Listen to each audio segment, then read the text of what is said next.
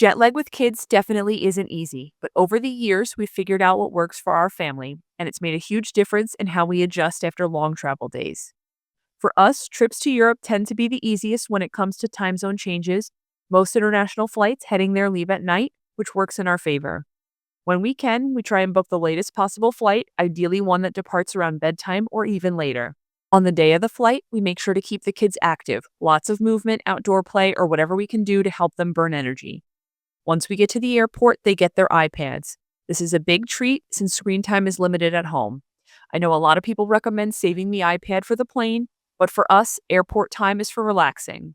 Once we board, it's time to wind down and prep for sleep. On our one and only business class flight, getting sleep was easy, but even in economy, tired kids will sleep. We aim for 5 to 6 hours of rest during the flight, even if it's broken.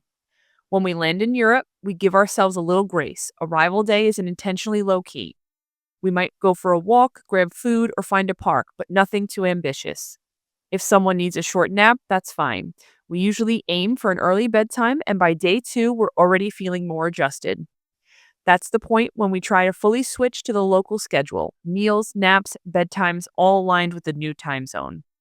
When we traveled to California earlier this year, I was worried it might be harder. The flight was 6 hours long, all during the morning, and when we arrived, it was still early local time. But again, we stuck to light activities, sightseeing, a park visit, and an early dinner. The kids went to bed early, and while they did wake up earlier than usual the next day, it got better with each day. Honestly, for most trips, we don't prep the kids too much in advance. Instead, we go in with a flexible plan for the travel day and the day after arrival. We've done multiple overseas trips since our twins were 9 months old, and we've never had major issues with adjusting them. One thing that really helps is that we've always prioritized flexibility, both for ourselves and the kids.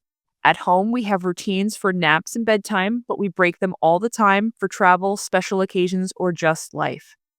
So our kids are used to car naps, stroller naps, late nights, and sleeping in unfamiliar places. They know their routine, but they also know how to roll with the changes when they come up.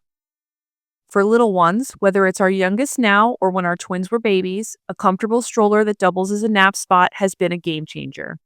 We use it at home often, so it's familiar and it's perfect for naps on the go during travel. We also talk to the kids about the trip in advance, what the day will look like, what we're going to do, how things might feel different. It helps them feel more prepared, and I think it makes a big difference. As for what we pack to help with sleep, we've always brought our sound machine. That little bit of familiarity makes a huge difference in helping them settle at night. We don't use blackout curtains, slumber pods, or melatonin. Our kids' rooms aren't pitch black at home, and we often leave the bathroom light on with the door cracked in hotels and Airbnbs. It gives just enough light to help them find the bathroom if they wake up, and it doesn't seem to affect their sleep. Jet lags with kids isn't perfect, but it doesn't have to derail the trip either.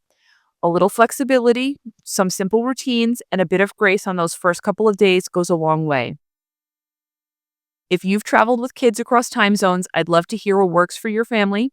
Whether you prep ahead or just figure it out when you land, let me know in the comments. Please like and subscribe to follow along for more.